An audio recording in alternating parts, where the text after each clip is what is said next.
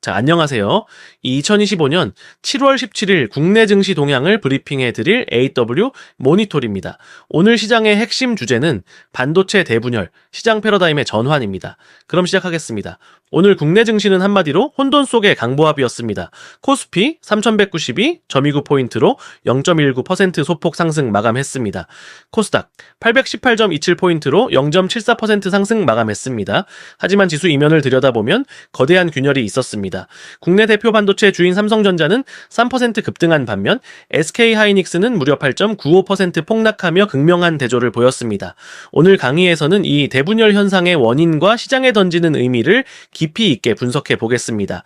시장 종합 현황입니다. 먼저 오늘의 시장 지수와 수급을 시각 자료와 함께 살펴보겠습니다. 코스피 지수 그래프. 오늘 코스피 지수는 장 초반 상승세를 보이며 3200선을 돌파했으나 이후 하락 전환했다가 마감을 앞두고 반등하며 최종 3192.29 92포인트 0.19% 상승으로 마감하는 모습을 보였습니다. 코스닥 지수 그래프. 코스닥 지수는 하루 동안 대체로 보합권에서 등락을 유지하다가 818.27포인트 0.74% 상승으로 마감했습니다. 투자자별 매매 동향표.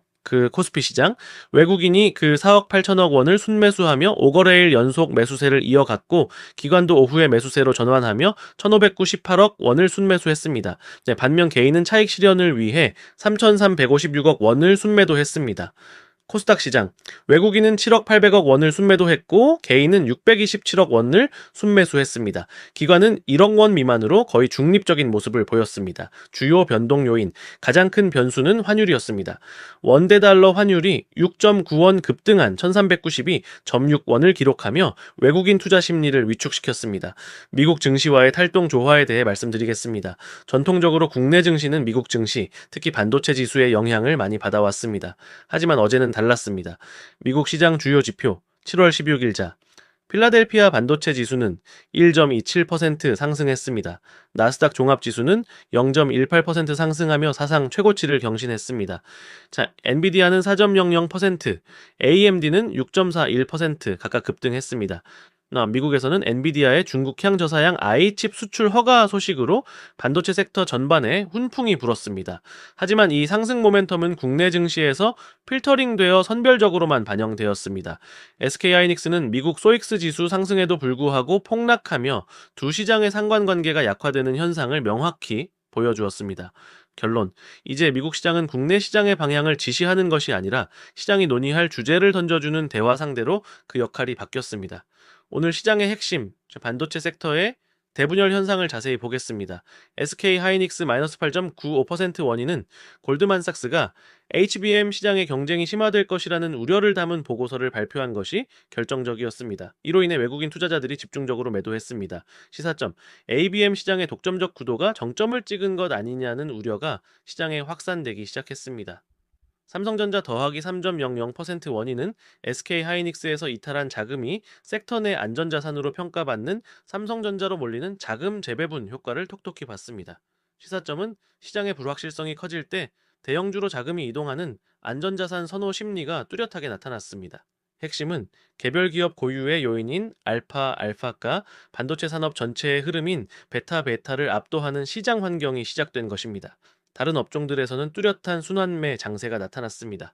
급락한 증권업, 상반기 110% 폭등 후 정책 기대감이 사라지자 급격한 조정을 받았습니다. 미래에셋증권과 신영증권 등이 각각 외서 6%대 하락했습니다. 반등한 2차전지, 최근 조정을 거치며 저가 매수세가 유입되었습니다. 에코프로가 3%대 강세를 보였습니다. 강세 보인 바이오제약, 경기방어주 역할이 부각되며 삼성바이오로직스가 1%대 상승했고 개별 기술 기대감으로 펩트론은 15% 급등했습니다. 조정받은 방산 원전, 상반기 급등에 따른 차익 실현 매물이 출회하며 숨고르기에 들어갔습니다. 분석, 상반기 주도주였던 방산, 원전, 증권에서 자금이 빠져나와 소외되었던 2차전지, 바이오로 이동하는 흐름이었습니다. 오늘 시장을 통해 우리는 세 가지 중요한 시사점을 얻을 수 있습니다. 글로벌 IB 리포트의 막강한 영향력, 골드만삭스 보고서 하나가 모든 것이 지표를 압도하며 SK하이닉스 주가를 결정했습니다. 환율의 문지기 역할, 1390원을 넘어선 원달러 환율은 외국인 자금 유입을 막는 강력한 장벽으로 작용하고 있습니다. 알파의 시대 도래, 이제는 시장 전체의 흐름 베타를 쫓기보다 개별 종목의 고유 요인 알파를 분석하는 것이 훨씬 중요해졌습니다. 동일 업종 내에서도 기업 간 차별화가 극심해지고 있습니다.